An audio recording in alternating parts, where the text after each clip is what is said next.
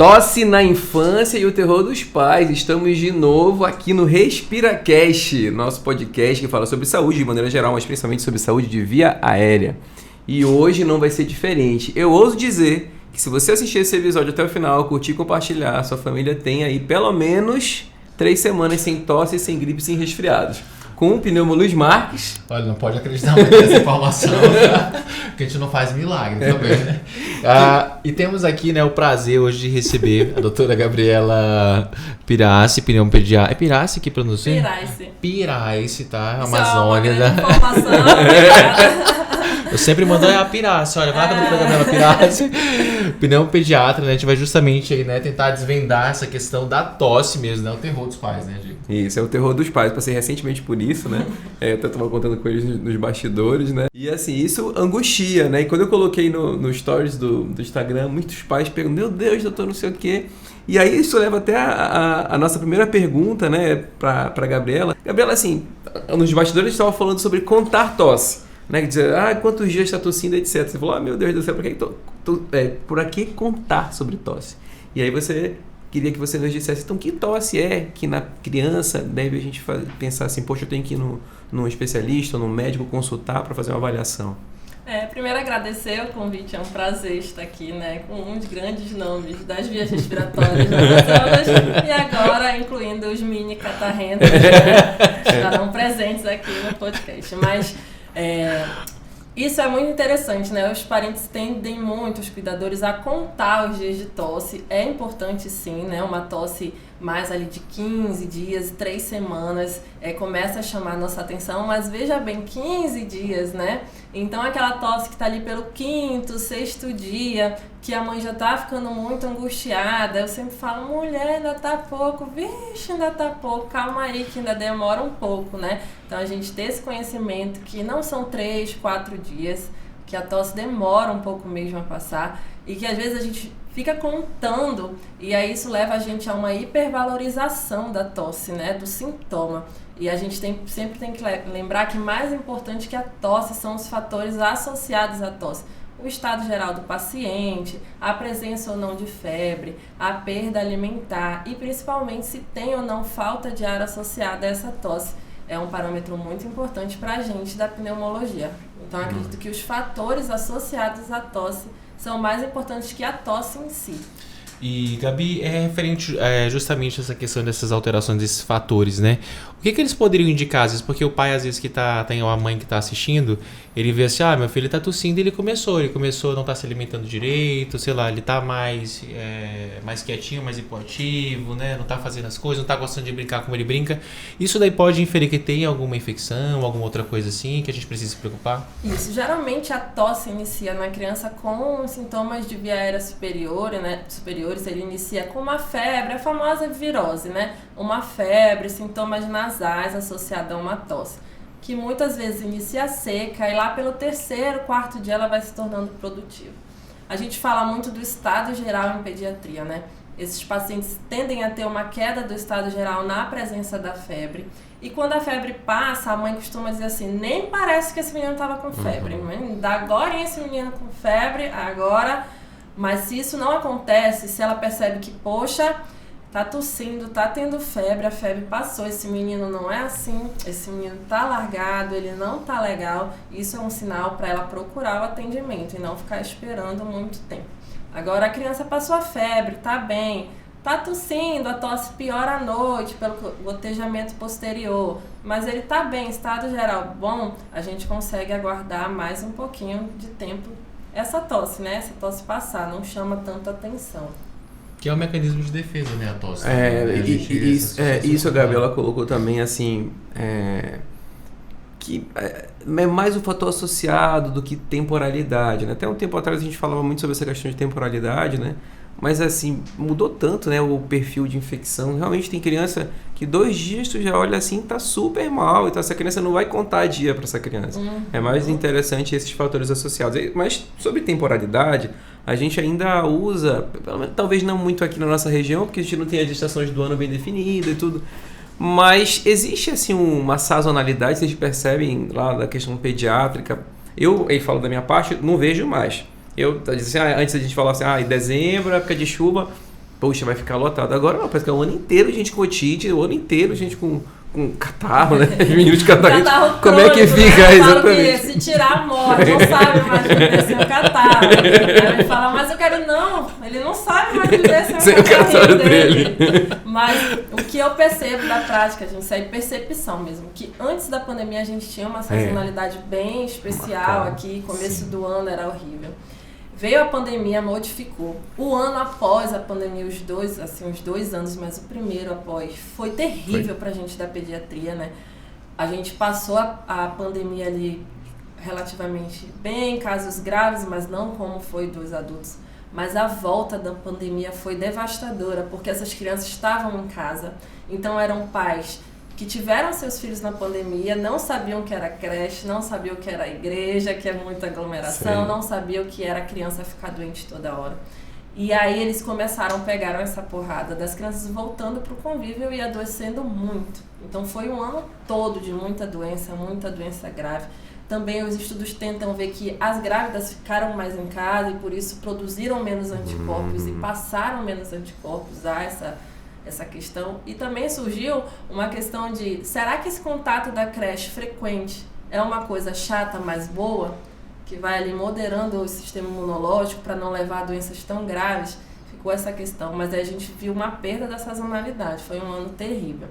Esse ano tendeu um pouco a voltar, e daí quando a gente percebe uma volta, a gente pegou a porrada da fumaça, né? Então tem 2 anos aí que eu falo assim, quando a sanidade do pneumo tava voltando ali pro meio do ano, o final, porrada Você da abriu fumaça. sua janela e tava lá a fumaça. Fumaça. Então realmente a gente já não tem mais tanto parâmetro, né, do tempo. A gente sabe que começo do ano a gente tem muitas viroses respiratórias, mas agora do meio do ano pra lá a gente tem fumaça. Então, estamos ali o ano todo preenchido com doenças respiratórias. O pneumo não tem paz, o otorrino não tem paz, é um caos, né? Acabou. A paz não é uma opção. E Gabi, assim, a gente na pneuma adulto, né, tem muito ali fomentado, né? A tosse crônica 8 semanas, aguda 3, subaguda de 3 a 8. E criança, justamente por conta da creche, né?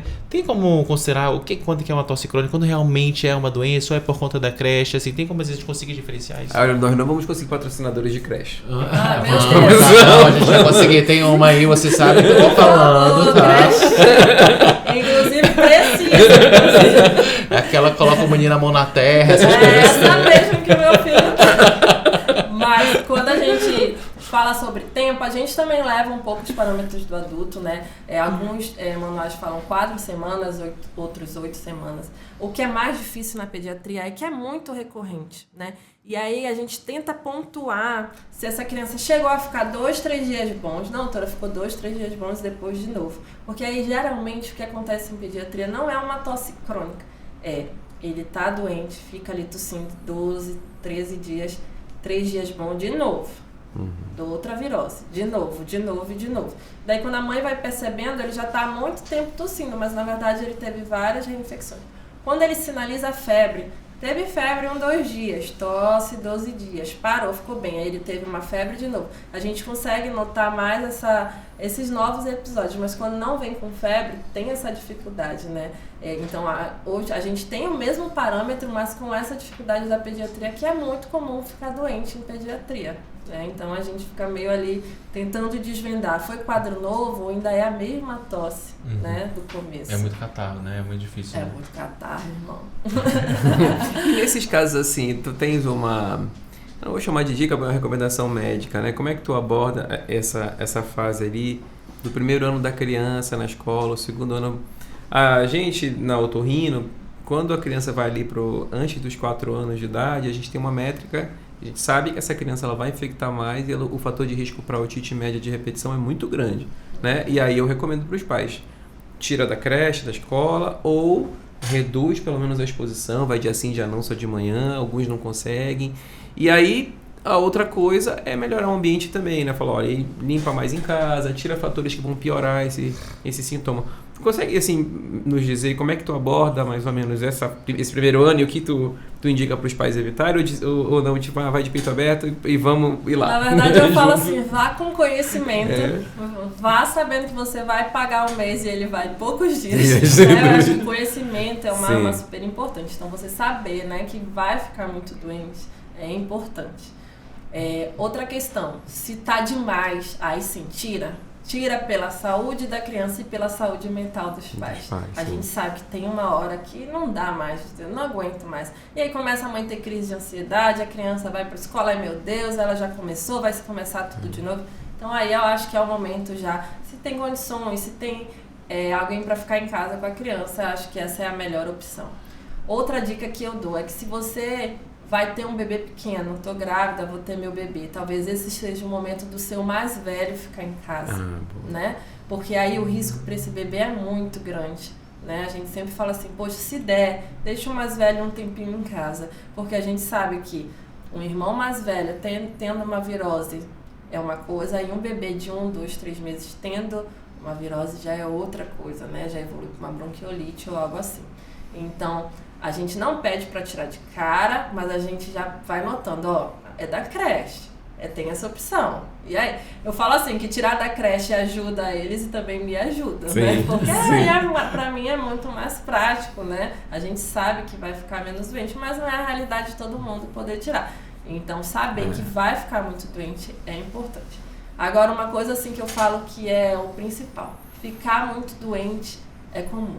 Ficar muito doente e sempre ficar cansado, dispneia, falta de ar, opa, isso aí já não é comum. Ficar muito doente e fazer medicações simples, ok. Ficar muito doente, antibiótico, corticoide, salbutamol, opa, tá ligando um alerta, isso já não tá normal. Muito legal essas dicas, assim, desde da questão da criança, né, do irmão, tudo, e essa questão do cansaço também, porque é importante essa diferenciação, né, pra gente que é pneumo, né, às vezes uma gripe com cansaço, que não é normal tá cansando, né, e pensando justamente nessa questão do cansaço, já pegando um pouco o gancho, como é que é a asma, assim, pra pediatria, assim, quando que tu, às vezes, começa a pensar qual a idade, porque às vezes, né, querendo no nosso carro-chefe, né? Isso. Eu acho que o teu também, assim, com você certeza. deve pegar muito. E no adulto vocês têm a espirometria mais acessível, digamos assim. Tipo, a espirometria, assim, ela é o exame que a gente tem, mas eu vou te dizer que ele é um exame muito grosseiro, assim, sabe? Tipo, quando ele dá alterado, ele deu alterado, mas quando ele não dá também não exclui 100%, né? Não quer dizer que tem, a gente aqui em Manaus não tem um teste de broncoprovocação pra fazer, e assim, né? Então, é difícil, é na conversa, no exame, né? A gente pegando e fazendo. E vocês, a partir de quantos anos, assim, tu acha que pode chamar? E a grande questão da pediatria é essa questão da idade, né? Quantos anos? Então, às vezes fala assim, não, é 2 anos. Ele dorme, se ele não fizer 2 anos, aí quando ele completou 2 anos, aí asma agora. Sim. Mas a questão, gente, comum. não é que não exista asma em bebês, em crianças menores. É que crianças pequenas ali, crianças abaixo de 1, 2 anos, elas chiam por muitas coisas que não são asma. Então, elas têm a via aérea menor, elas têm uma maior sensibilidade pulmonar, então, elas costumam chiar, é comum chiar. Conforme a criança vai crescendo, 2, 3 anos, 3 anos ali, eu já não espero que uma criança tenha um broncoespasmo, um chiado, quando ela tem uma gripe. Então, a gente já começa, eu falo assim, a balança começa a pesar. E a gente pega, nesses muito pequenos, os fatores de risco, né? Quem tem mais chance de ser asmático? Isso é importante, a chance de ser asmático. Não é que esses critérios me dão um diagnóstico. É aquele paciente que eu vou falar assim, opa, você tem o pezinho lá. Pacientes que têm um pai ou uma mãe com asma, que tem histórias de alergia, né, sensibilidade. Meu bebê tem alergia à proteína do leite, meu bebê tem muita dermatite atópica, ele comeu banana e teve muita alergia, ovo ele não pode chegar perto. Crianças com dermatite atópica também, elas têm uma chance maior de serem asmáticos. Mas isso assim, ele põe o pezinho ali na balança da asma, porque pode ser que quando ele cresça, 2, 3 anos, isso vai melhorando. E a mãe fala, não, doutora, os primeiros 2 anos foram horríveis, agora a nossa vida está tranquila. Então eu não é um diagnóstico que eu gosto de fechar. Olha, saiu daqui com asma, porque a gente tem que lembrar que asma é um diagnóstico crônico, né? A partir do momento que eu dou esse diagnóstico, ele é seu, siga com ele para sua vida. Pode entrar em remissão, parar de ter, mas você tem asma. Então eu não tenho pressa de dar esse diagnóstico. Como é que a gente filtra essa história? Como eu falei, doutora, ele fica doente, todo mundo fica bom menos ele. O dele demora. Doutora, sempre que ele fica doente, nunca é simples. Sempre tem que ir pro pronto-socorro, bater com esse bebê cansado lá. Sempre ele tá cansado. Esse ano eu já fui 6 vezes lá, tá aqui as minhas receitas. Corticóide oral, aerolin, corticóide oral, salbutamol, muito uso dessas medicações. Ele já internou, ele já ficou assim. Então isso a gente... tem alergias? Tem. Doutor, eu era igual, eu tenho asma, eu tinha asma, o irmão mais velho também tinha asma. Opa, então a gente já vai atendendo para dar um diagnóstico de asma. Realmente a gente não tem muitos exames, eu sempre falo para a mãe, a gente não tem um exame que eu vá lhe pedir, nem aqui, nem nos Estados Unidos, nem em lugar, que vai ver assim, diagnóstico asma. Opa, asma. Então a gente junta a história, a gente tenta fazer uns exames de alergia para ver se ele vai pontuando mais, mas um exame específico não tem. E a gente tem a dificuldade da espirometria em pediatria, né, que é um exame que assopra, necessita de esforço e também de muita colaboração, que a gente consegue a partir dos 5, 6 anos, sendo otimista. Muita bem força, feito, né? lá Muita força pros de 10, vontade. mas com muita força de vontade, porque é difícil de fazer. Então, para bebês, a gente não tem essa opção. A gente vai acompanhando essa criança e vê como ela evolui. Lembrar que prematuros também têm uma chance maior de fazer broncoespasmo durante gripes, né, de chiar e também até de ter asma no futuro. Olha, muito bom isso que a Gabriela falou. Segmento, acompanhamento. Pega na mão lá do seu doutor, acompanha com ele, porque ele vai entender o que está acontecendo com essa criança ao longo dos meses, ao longo dos períodos, e vai poder te dar um norte. Porque não é incomum isso. Estou indo lá, fui 2 vezes com a doutora. Meu filho está assim, vou com outra doutora agora. Não sei, será que em São Paulo isso aqui? Não existe, assim, existem doenças, que é o que a gente até falou num dos episódios, né? Que tem uma coisa chamada história natural da doença. A gente sempre insiste em falar isso aqui, que é um momento para isso acontecer e o acompanhamento vai passar por isso. Agora, tu falaste assim sobre os medicamentos, vai pronto-socorro, faz isso. É muito comum, o Luiz trouxe até um episódio que ele falou sobre o uso, a dose cumulativa, né? De corticoide. Eu sempre vi, eu não sei se hoje as pessoas estão com mais consciência, que hora ou outra eu vejo um grupo de mãe assim que chega já preocupado com o uso excessivo do corticoide. Porque do antibiótico, todo mundo fala, menina, esse menino não sai do antibiótico. Agora do corticoide não, parece que é uma coisa que ninguém se preocupa. Como é que tu tem essa percepção? Isso piora para vocês a situação, atrapalha? Porque vai no pronto-socorro não é muito incomum não de usar corticoide, isso, né? E acho que é porque é muito a questão de que é um xarope, né? E não é um xarope, é um corticoide, faz inúmeras alterações, a gente sabe. Às vezes esse uso muito constante no pronto-socorro me dificulta saber, será que ele estava mesmo numa crise ou será que foi só receitado? Eu tento sempre ensinar minhas mães a perguntarem assim, doutor, tá chiando aí, o barulho que tá fazendo aí é de asma? A minha médica pediu para eu perguntar se ele tá sibilando, se o barulho é de chiar, porque às vezes elas recebem informações. Tá fazendo um barulhinho, tá fazendo um barulho de catarro, algo muito específico que quando vai lá pra gente, a gente não consegue. Então, sim, pra gente é muito prejudicial e a gente fica ali meio sem saber se serviu, se não serviu, né? A gente sempre tenta perguntar.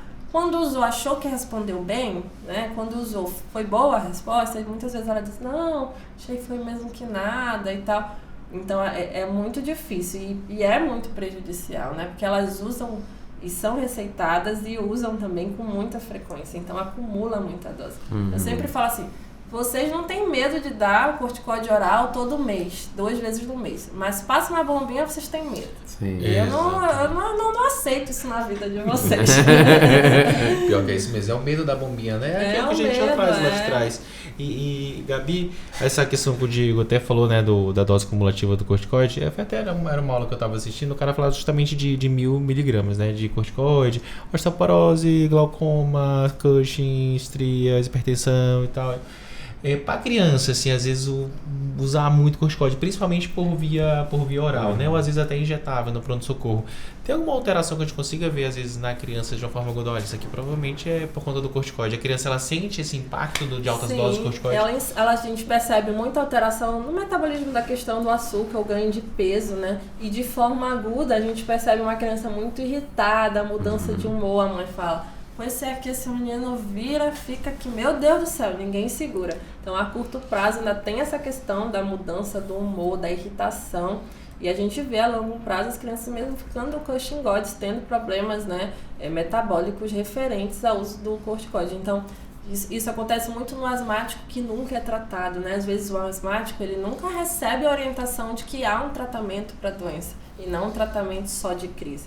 Quando for ver a história do menino, a doutora chega com 8 anos, desde os 3 anos esse menino é assim, ó, batendo em pronto-socorro. Tá aqui a minha receita, ela vem com um bloco assim, né? E falta só alguém falar assim, olha, isso tem tratamento, procure ali, tem tratamento.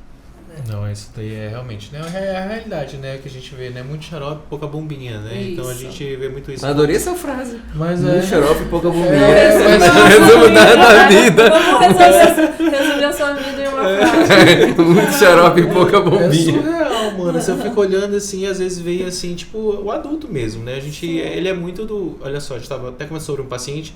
Se eu chego comigo na crise, eu não consigo, tipo, conduzir a asma dele. Eu não consigo fazer os steps, né? Tipo... Aumentar a bombinha quando ele precisa, baixar a bombinha e tentar retirar a bombinha. Porque só vem comigo chumbado, né? Aí quando já vem, já fez uso. Ele lá em casa, azitromicina, prelone, 10 dias, não sei o que e tal. Aí chega aqui, não consegui melhorar. Então, tipo, é difícil, né? Então tem um segmento até pra gente evitar de ficar usando muito corticoide, né? Até a própria corticoide da bombinha mesmo, quando a gente usa altas doses, lá na frente vai ter consequência. Teve onde a gente já vê, né? Tipo, vamos dizer assim, o paciente ali que tá na etapa 5, né? Que tem altas doses de corticoide. Por via inalatória, apesar de fazer menos mal, né? Porque age mais, menos absorção. Osteoporose, lesão de pele, glaucoma, tudo a mesma coisa. Mas só isso com vem 20, muito 30 da anos, falta né? de acompanhamento, né? Porque a gente sempre tenta deixar o paciente com a menor dose, né? Isso que faz diferença. Então ele chega, ficou bem um tempo, a gente não fala, vai descendo. Mas aí ele não vem, não faz o acompanhamento. E aí, por isso que eu falo, bombinha dá errado se fizer errado. Se a gente fizer bem direitinho, é muito melhor do que estar todo mês tomando corticoide oral. Eu acho até que a gente tem um problema aí de formação também, né? Sim. Do médico generalista, do médico que vai cuidar ali na porta, do até clínico. porque a asma é uma doença da atenção básica. Sim, né? Exato. Sim. Se você for ler o protocolo, mande para o especialista depois que você já tentou vários passos. Exatamente. Né? Mas eu entendo que há uma dificuldade, um mito, uma questão em relação à bombinha, que é uma medicação disponível pelo SUS, né? E segura também, né? A gente consegue, né? A questão, vai viciar, vai ter infarto, vai atacar o coração.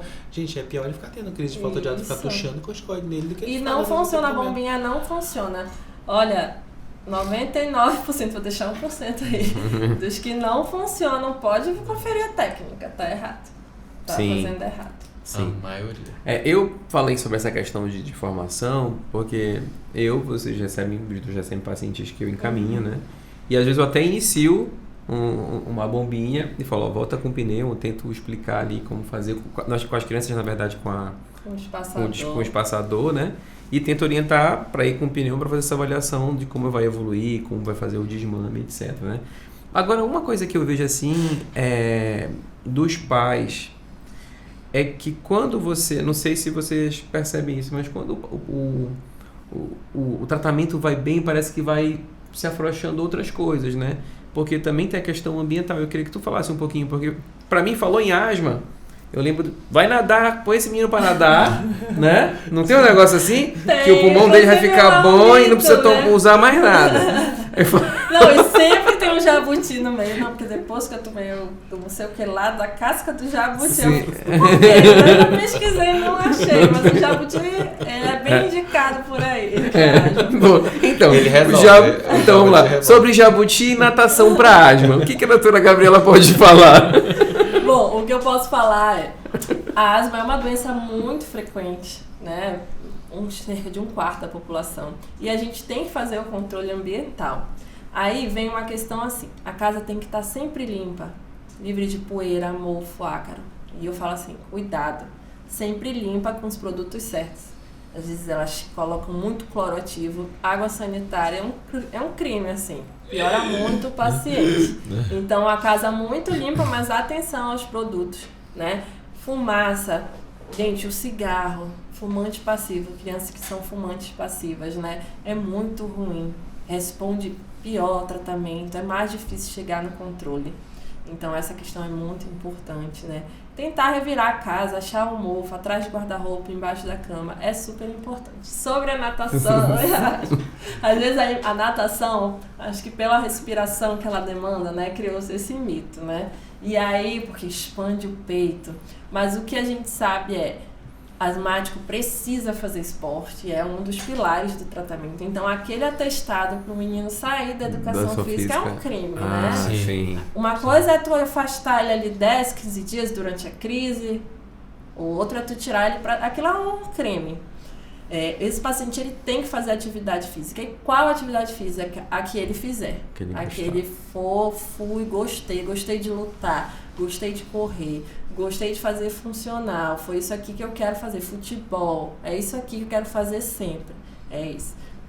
Às vezes a mãe fica nessa insistência da natação, aí ataca a rinite, porque é muito cloro. Então, às vezes, nem a natação nem é um bom esporte se o paciente reagir muito ao cloro, né? Então, é um mito isso que só a natação é boa, que só a natação. Qualquer esporte que ele se mantenha frequente, é lá que vai estar o sucesso dele. Isso não inclui os e-esportes, né? Os esportes de videogame, por favor, mãe, isso não vai incluir. Só os dedos, né? Só os dedos, né? Onde tiver suor na criança, tá? Não, é muito importante essa questão da atividade, né? A gente antes, lá atrás, né? Paciente pneumopata, né? Que tem alguma doença, ele fica quietinho no cantinho dele porque ele vai cansar. Até piora o cansaço mais do paciente, né? Porque ele não utiliza tanta musculatura. Não tem que botar ele ali, ó, lógico, no meio de uma crise. Dá uma segurada, mas o negócio é botar pra correr. Conforme a capacidade dele. Às vezes elas têm a impressão assim, ele cansa antes dos amigos, porque essa é uma pergunta que a gente faz. Cansa antes dos amiguinhos, percebe? Sim, mas aí quando for ver, a criança tá numa bolha, né? Que a mãe já, coitada, muito traumatizada, já não quer mais... Já passou inúmeras noites sem dormir com tosse, cansaço, o menino ali, e ela começa a fechar a bolha, né? Isso é péssimo, leva a outros atrasos, né? Quando a gente inicia o tratamento, faz parte desse início encorajar os familiares. Olha, vamos lá, agora ele está com tratamento, vai devagarzinho, começa uma atividade, se sentiu, achou que está indo demais, para, mas não pare completamente de fazer a atividade, é super importante. E Gabi, até para as mães assim, e a tosse do exercício? Aquela criança que vai no pula-pula, começa a tossir. Essa é uma das perguntas que a gente faz quando a gente desconfia de asma, né? Uma tosse nas atividades. E lembrar o que é uma atividade para uma criança, né? Uma atividade é um pula-pula, é uma festa de aniversário, é um corre-corre. E aí essa criança começa a tossir. Ela vai melhorando. Ou às vezes ela se esforça muito, foi para aquele aniversário, brincou, quando chega à noite, tosse. E aí, associado às outras partes da história, a gente consegue chegar a um diagnóstico. E lembrar que existe sim uma asma variante tosse, em que a tosse é o principal sintoma, né? Esse paciente ele não tem aquela dispneia, aquela falta de ar de filme, mas ele tosse. Esse menino não para de tossir. E aí a gente começa a perguntar e aí fecha muito critério para asma. E a gente consegue chegar a esse diagnóstico geralmente após tratar o paciente. Prova da né? A gente faz uma prova, trata e a mãe percebe, nossa doutora, melhorou muito. E aí a gente consegue fechar esse diagnóstico, né? Excluindo, claro, outras causas de tosse crônica. Entendi. Aí falando de tosse crônica na infância, me lembrou agora de outra coisa, que é a doença do refluxo, né? Que é uma coisa que embaralha um pouco, acho que no adulto e embaralha também na pediatria, né? E aí, nesse contexto, eu queria que a gente pudesse falar um pouco do paciente com atopia alimentar, alergia alimentar. Tem ali o pessoal da PLV, né? A PLV é a alergia à proteína do leite de vaca. Então, tem crianças que têm alergia à proteína do leite, não estão mamando na mãe, ou a partir do leite da mãe, que a mãe se alimentou da proteína do leite, ele adoece. Como é que vocês encaram isso ali na pneumopediatria? Tem alimento que piora a tosse? Ou isso, a relação ela não está clara? Isso pra gente da pneumo é uma grande discussão. Algumas mães relatam assim claramente, doutora, comeu corante vermelho, ele tosse. Mas quando a gente vai para os estudos, eles não conseguem relacionar, não a alergia em si, mas a relação comer e tosse. O que a gente sabe é, dificilmente um alimento de forma isolada leva a uma crise de asma. Então, dificilmente eu comi e vou ter só uma crise de asma. Quando a crise de asma vem relacionada à alergia alimentar, ela vem com tudo. Urticária, angedema, aquele paciente inchado. E ele começa a ter falta de ar, então é um quadro mais complexo. Agora, dificilmente, por exemplo, comi um amendoim, vou ter só uma crise de asma, sem todos os outros fatores alérgicos. A gente da pneumo não acredita nisso. Agora, é claro que alguns alimentos que causam refluxo, né, podem levar a tosse crônica, assim, em pediatria. Inclusive, é um diagnóstico difícil, porque a criança não queixa, né? Estou com azia, a comida está voltando. Então, a gente vai filtrando ali. Come, tosse, mama deitado. E aí, depois que mama dá uma piorada importante, como é que é? E aí, a importância também do acompanhamento pediátrico, né? Da consulta com o pediatra. Pessoal, aqui na verdade a doutora Gabi, assim, um bate-papo, né, Diego, muito bacana, engraçado, igual a gente, então isso daí já ajuda bastante. Muita informação valiosa hoje aqui, né, no RespiraCast, no Respira Fundo e Ouça, né? Espero que vocês tenham gostado bastante. A gente vai fazer um intervalo, mas a gente vai voltar para a doutora Gabriela Pirassi aí para mais coisas, mais informações valiosas. E agradecer, né, esse episódio, né, de doutora Gabi, ó, 100%. Eu acho que um dia ela vai me substituir aqui, ela vem aqui, né, contigo, outro dia comigo. Um monte de mini catarrento pra cá.